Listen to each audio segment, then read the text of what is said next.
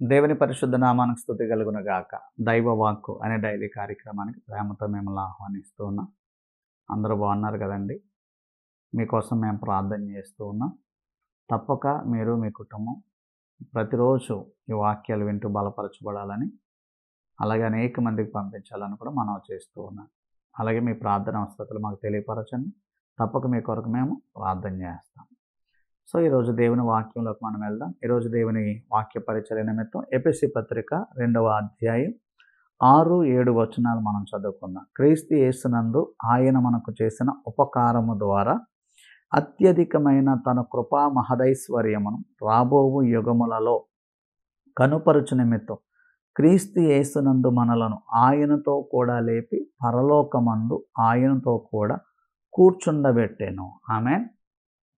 ఎంత అద్భుతమైన మాటను ప్రభు మనకి ఈరోజు ఇస్తున్నారు చూడండి. ప్రభు అంట మనల్ని ఆయనతో కూడా లేపరంట, పరలోకమందు ఆయనతో కూడా కూర్చుండబెట్టారంట. మనం ఈ లోక సంబంధం కాదు, మనం పరలోక సంబంధం. క్రీస్తుతో కూడా లేపబడిన అనుభవంలో కలిగిన వారు, పరలోకపు సింహాసనం మీద మనం కూర్చుండి ఉన్నవారు, ప్రభు ఎదుట మనం నిలిచేవారు. ఆమె చాలామందిలో చాలా అనుమానాలు ఉంటాయండి. నేను వెళ్తానా పరలోకం, నేను వెళ్తాను. నువ్వు ఆల్రెడీ లేపబడ్డావు, నువ్వు ఆల్రెడీ ఆ యొక్క స్పిరిచువల్ ర్యాలంలో దేవుని యొక్క సింహాసనం మీద కూర్చుని ఉన్న ఒక వ్యక్తివి. ఆమె ఎందుకంటే అక్కడ అంటారు, క్రీస్తు యేసునందు ఆయన మనకు చేసిన ఉపకారము ద్వారా అత్యధికమైన కృపా మహదైశ్వర్యము రాబోవు యుగములలో కనుపరుచు నిమిత్తం. ఎందుకు దేవుడు అలా చేశారంటే, ఇది క్రీస్తు యేసునందు జరిగింది. ఆయన ఉపకారం చేశారట. రాబోవు యుగములలో కూడా ఈ యొక్క మహదైశ్వర్యం, దేవుని కృపా మహదైశ్వర్యం తెలియాలని వారికి కనుపరుచు నిమిత్తం. ఆమేన్.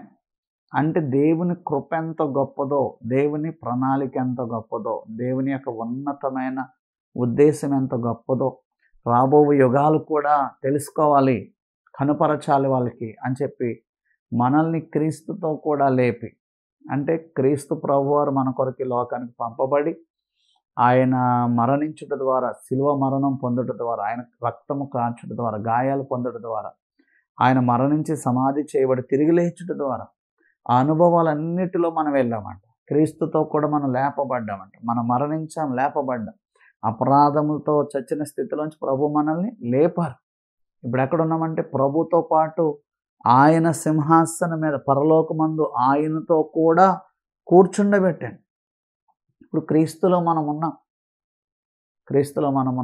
ఆయనతో పాటు మనం సింహాసనం ముందు కూర్చున్నాం. తండ్రి ఎదుట మరి కూర్చుండబెట్టారంట ప్రభు. సో ఇదొక నూతన అనుభవం.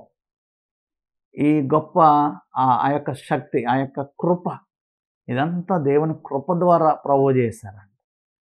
అంటే నువ్వు తప్పక దేవుని రాజ్యంలో వారసుడివే, దేవుని రాజ్యానికి వారసురాలివి, పరలోక పౌరులం మనం, రాజ్య వారసులం మనం. ఇక్కడ స్థలం ఉండొచ్చు, లేకపోవచ్చు, ఇక్కడ ఏ స్థితి అయినా మనది కావచ్చు, కానీ క్రీస్తును బట్టి, క్రీస్తుతో కూడా మనం లేపబడిన విధానాన్ని బట్టి మనం పరలోక పౌరులంగా మార్చబడ్డాం, పరలోక రాజ్య వారసులంగా మార్చబడ్డాం. సో ఈ డోంట్ వర్రీ, మనం నిశ్చయముగా దేవుని కృప ద్వారా మన పరలోక రాజ్యం చేరతాం. ఆమె రాబోవు యుగములకు కనుపరుచు నిమిత్తం దేవుడు మనల్ని ఈ ఉపకారం చేశారంట, ఈ మహత్కార్యం చేశారంట. కాబట్టి దేవుని కృప నీ మీద ఉంది, దేవుని కనుదృష్టి నీ మీద ఉంది. మనము పరలోకపు ఆ యొక్క అనుభవాల్లో జీవిస్తున్నాం, దేవుని రాజ్య అనుభవాల్లో మనం జీవిస్తున్నాం. కాబట్టి ఆయన రాజ్య వారసులం అన్న సత్యాన్ని గుర్తుపెట్టుకోండి. ఈ వాక్యం ద్వారా బలం పొందుకోండి. దేవుడు మిమ్మల్ని దీవించునుగాక. ఆమెను. పరిశుద్ధుడైన మా తండ్రి, నీకు వందన అయా. మీరు మాట్లాడిన మాట హృదయంలో భద్రం చేసుకుని వాక్యానుసారంగా కట్టబడు నిమిత్తం బలపరచండి, స్థిరపరచండి, గ్రహించి జ్ఞానము దయచేయండి. యేసు నామములో ప్రార్థించి అడుగుచున్నాను మా పరమ తండ్రి. తండ్రి, కుమార, పరిశుద్ధాత్మ త్రియక దేవుని కృప నిరంతరము తోడై కాపాడును గాక. ఆమేన్. God bless.